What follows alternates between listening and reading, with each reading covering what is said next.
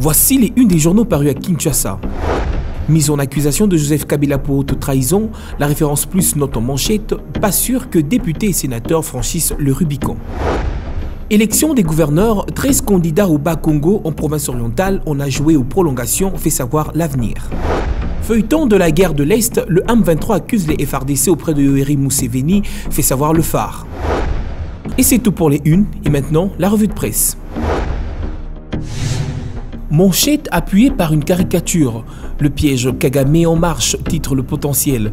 Il s'agit là des retombées de la rencontre de Goma, signale le journal qui ergote, traîne les pieds, tourne même autour du pot avant de se libérer dans une chute qui établit que la force neutre annoncée depuis le dernier sommet de Kampala ne sera pas opérationnelle avant 2015.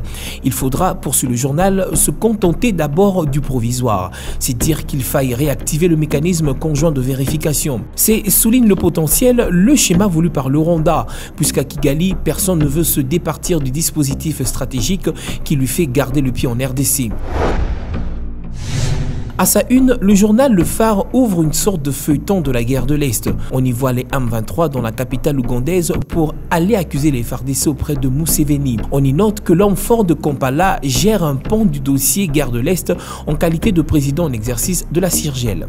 Les mutins du M23, épinglés comme groupe terroriste dans le rapport des Nations Unies, font état d'une chasse à l'homme qu'aurait déclenché la hiérarchie de l'armée régulière contre des civils et des militaires d'expression Kinyarwanda. Entre-temps, chez le Maximum, le même groupe rebelle essuie une mise en garde. Elle lui est lancée par le ministre ougandais de la Défense. Ce dernier aussi somme les mutins de cesser les hostilités.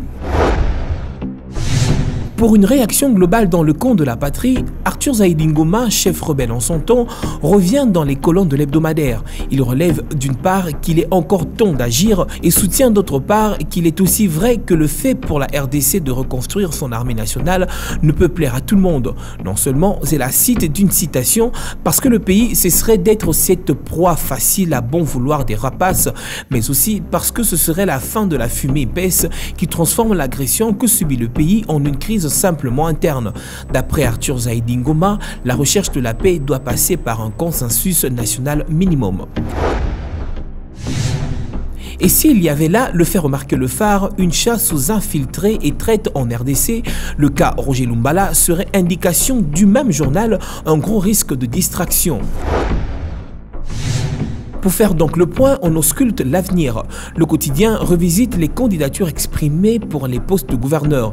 Il note qu'au Bas-Congo, par exemple, l'avenir de la province est entre les mains des députés provinciaux. Pour ce qui concerne la province orientale, le dépôt des candidatures fait l'objet d'une prolongation. Dans le même registre, mais cette fois-ci pour briguer le poste de porte-parole de l'opposition, les candidats se transportent d'un journal à un autre. Kengo Anondo chez le Maximum pour relancer le problème, Sami Badibanga pour faire reprendre Jeune Afrique dans la prospérité, la référence plus et dans bien d'autres canards. En deux mots, il veut aussi être porte-parole. Il veut d'un dialogue national avec Joseph Kabila comme président de la République. De ce dernier mis en accusation pour haute trahison, la référence plus estime pas sûr que les députés franchissent le Rubicon. Il faut au moins 402 voix, soit les 2/3 de 604 membres du Congrès. Et c'est tout pour cette revue de presse. Retrouvez-les également sur notre site internet www.bone-tv.com.